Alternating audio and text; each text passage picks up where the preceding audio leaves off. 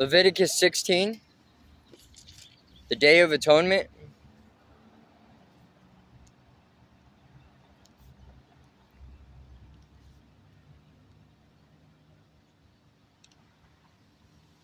The Lord spoke to Moses after the death of Aaron's two sons, who died after they entered the Lord's presence and burned the wrong kind of fire before him. The Lord said to Moses, "Warn your brother Aaron not to enter the most holy place behind the inner curtain whenever he chooses. If he does, he will die.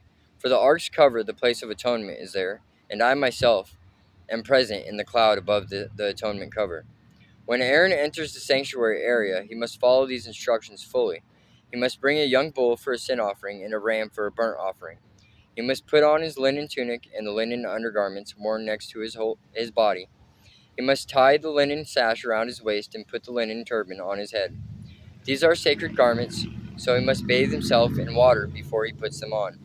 Aaron must take from the community of Israel 2 male goats for a sin offering and a ram for a burnt offering.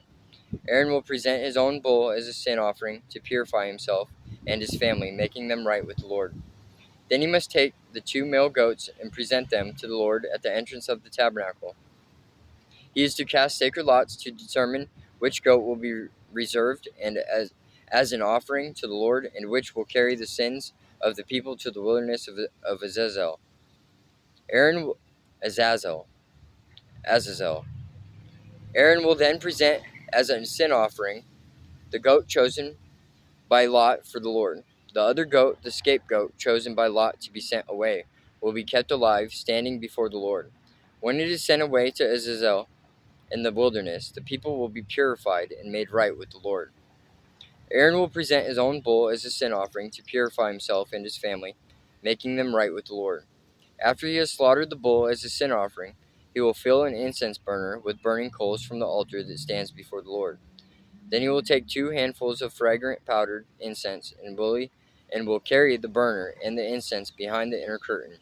There in the Lord's presence he will put the incense on the burning coals, so that a cloud of incense will rise over the ark's cover, the place of atonement, that rests on the ark of the covenant. If he follows these instructions, he will not die. Then he must take some of the blood of the bull, dip his fingers in it, and sprinkle it on the east side of the atonement cover. He must sprinkle blood 7 times with his finger in front of the atonement cover. Then Aaron must slaughter the first goat as a sin offering for the people and carry its blood behind the inner curtain. There he will sprinkle the goat's blood over the atonement cover and in front of it, just as he did with the bull's blood. Through this process he will purify the most holy place, and he will do the same for the entire tabernacle because of the defiling sin and rebellion of the Israelites. No one else is allowed inside the tabernacle when Aaron enters it for the purification ceremony in the most holy place. No one may enter until he comes out again after purifying himself, his family and all the congregation of Israel, making them right with the Lord. Then Aaron will come out to purify the altar that stands before the Lord. He will do this by taking some of the blood from the bull and the goat and putting it on each of the horns of the altar. Then he must sprinkle the blood with his fingers 7 times over the altar.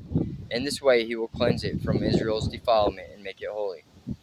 When Aaron has finished purifying the most holy place and the tabernacle and the altar, he must present the live goat. He will lay both of his hands on the goat's head and confess over it all the wickedness, rebellion, and sins of the people of Israel. In this way he will transfer the people's sins to the head of the goat. Then a man specially chosen for the task will drive the goat into the wilderness.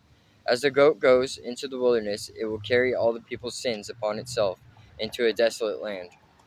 When Aaron goes back into the tabernacle, he must take off the linen garments he was wearing when he entered the most holy place, and he must leave the garments there. Then he must bathe himself with water in a sacred place, put on his regular garments, and go out to sacrifice a burnt offering for himself and a burnt offering for the people. Through this process he will purify himself and the people, making them right with the Lord. He must then burn all the fat of the sin offering on the altar. The man chosen to drive the scapegoat into the wilderness of Azazel must wash his clothes and bathe himself in water. Then he may return to the camp. The bull and the goat presented as sin offerings, whose blood Aaron takes into the most holy place for the purification ceremony, will be carried outside the camp. The animal's hides, internal organs, the dung are all to be burned up. The man who burns them must wash his clothes and bathe himself in water before returning to the camp. On the 10th day of the appointed month in early autumn, you must deny yourselves. Neither native-born Israelites nor foreigners living among you may do any kind of work. This is a permanent law for you. On that day, offerings of purification will be made for you, and you will be purified in the Lord's presence from all your sins. It will be a Sabbath day of complete rest for you, and you must deny yourselves. This is a permanent law for you.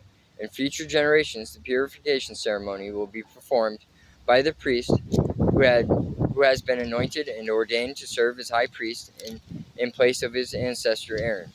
He will put on the holy linen garments and purify the most holy place, the tabernacle, the altar, the priest, and the entire congregation.